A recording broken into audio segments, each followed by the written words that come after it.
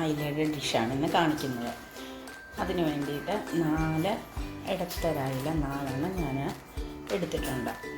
ഇനിയിപ്പം പിന്നെ ഇതിലേക്ക് വേണ്ട സാധനങ്ങൾ ഞാൻ കാണിച്ചു തരാം.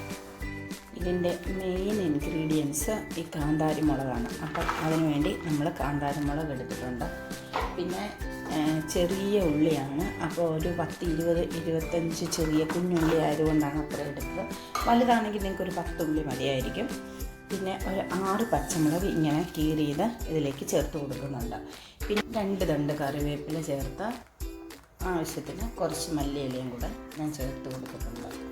ഇതിനെ നന്നായിട്ട് നമുക്ക് മിക്സിയുടെ ജാറിൽ അരച്ചെടുക്കാം. അരയ്ക്കുന്നതിന് മുമ്പായിട്ട് നമുക്ക് 1 സ്പൂൺ അളവിൽ ഉപ്പ് ചേർത്ത് കൊടുത്തിട്ടുണ്ട്.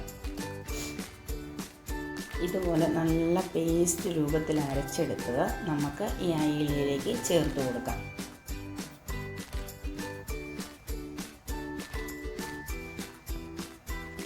ഒരു സ്പൂൺ അളവിൽ വിനാഗിരി നമ്മൾ ചേർത്ത് കൊടുത്തു.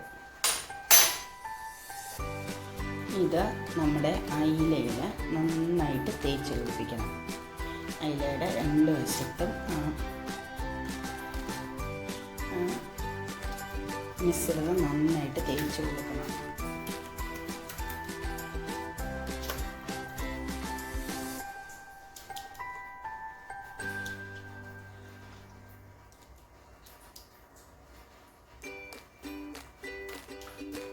ഒരു 10 മിനിറ്റ് ഈ അയില ഒന്ന് പിടിക്കാൻ വേണ്ടിയിട്ട് നമ്മൾ വെയിറ്റ് ചെയ്യാം. ഒരു 10 മിനിറ്റ് അങ്ങനെ ഒന്ന് അയിലയിൽ ആ എരിവും ഉപ്പും എല്ലാം നന്നായിട്ട് പിടിക്കട്ടെ. ഇനി അടുത്ത് ഇതിലേക്ക് നമുക്ക് ഒരു പിഞ്ചളവിൽ മഞ്ഞൾപ്പൊടി തൂകിക്കൊടുക്കാം. കാരണം ഇത് റെസ്റ്റ് ചെയ്യുന്നതിന് മുമ്പ് ചെയ്താലും മതിയായിരുന്നു. ഞാനപ്പോൾ അത് വിട്ടുപോയതുകൊണ്ടാണ്. അപ്പം ഈ മഞ്ഞൾപ്പൊടി നമുക്ക് തേച്ച് കൊടുക്കാം. അപ്പോൾ ഇത് പിന്നെ നേരത്തെ ചെയ്താലും കുഴപ്പമില്ല, ഇനി രണ്ടാമതായിട്ട് ചെയ്താലും കുഴപ്പമില്ല. ഞാനത് മറന്ന് വിട്ടുപോയത് കൊണ്ടാണ് മഞ്ഞൾപ്പൊടി ചേർക്കാനായിട്ട്. അപ്പം നമുക്ക് ഈ മഞ്ഞൾപ്പൊടി ഇനി ഇത് കറിയാക്കുന്ന സമയത്ത് നമുക്ക് മഞ്ഞൾപ്പൊടി ചേർത്ത് കൊടുക്കാവുന്നതാണ്. അത് നമ്മൾ കളറെല്ലാം നോക്കിയിട്ട് നമുക്ക് ഇനിയും മഞ്ഞ കളർ ആവശ്യമുണ്ടെങ്കിൽ മഞ്ഞൾപ്പൊടി ചേർക്കാം.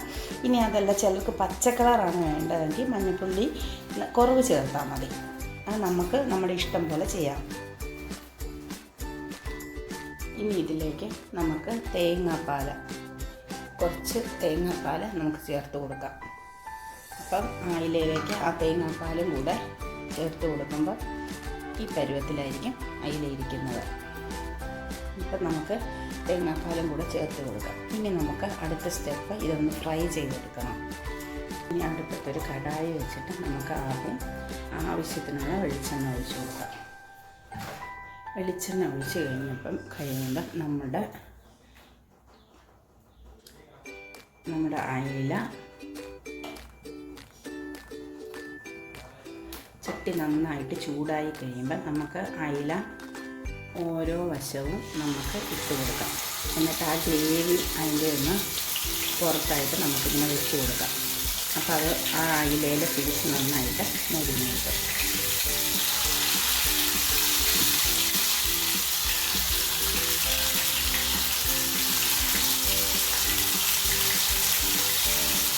ഇങ്ങനെ ആ ഗ്രേവി ഉള്ള വശം തിരിച്ചിട്ട് കൊടുത്തിട്ട് നമുക്ക് കുറച്ച് ഗ്രേവി അതിൻ്റെ അണ്ടയിലേക്ക് വെച്ച് കൊടുക്കാം.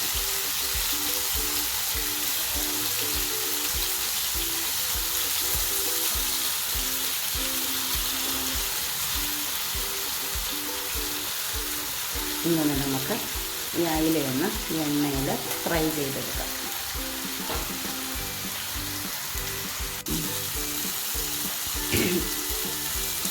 അങ്ങനെ നമ്മൾ ഒരു വശം നന്നായിട്ട് മൊരിഞ്ഞിട്ട് അടുത്ത വശം കൂടെ മൊരിയാൻ വേണ്ടി ഇട്ടിരിക്കുവാണ്. ഇനി നമുക്ക് അതിലേക്ക് ചെയ്യേണ്ട എന്നാന്ന് വെച്ചാൽ നമ്മുടെ ആ ഗ്രേവിയിൽ നമ്മൾ ഉണ്ടാക്കി വെച്ച ഗ്രേവി നമുക്ക് മുഴുവനായിട്ട് നമുക്ക് ഇതിലേക്ക് ഒഴിച്ചു കൊടുക്കാം.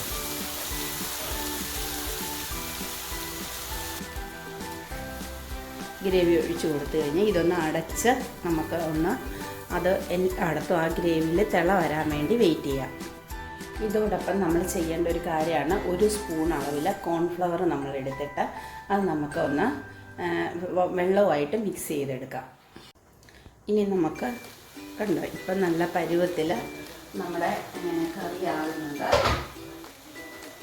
നമുക്കിതിലേക്ക് ആ മിക്സ് ചെയ്ത കോൺഫ്ലവറും കൂടി കുറച്ച് ഒഴിച്ചു കൊടുക്കാം. എന്നിട്ട് നമുക്ക് ഇത് നമുക്ക് ഒന്നിങ്ങനെ ചുറ്റിച്ചു കൊടുക്കാം. അങ്ങനെ നമ്മുടെ ഡിഷ് റെഡിയായിട്ടുണ്ട്. ഇപ്പം ഏകദേശം എല്ലാം സെറ്റായിട്ടുണ്ട്. അപ്പം ഇത് നിങ്ങൾക്ക് ഇഷ്ടമായെന്ന് വിചാരിക്കുന്നു. നിങ്ങൾക്ക് ഇഷ്ടമാവുകയാണെങ്കിൽ ലൈക്ക് ചെയ്യണം, നിങ്ങളൊന്ന് ഉണ്ടാക്കി നോക്കണം, സബ്സ്ക്രൈബ് ചെയ്യണം.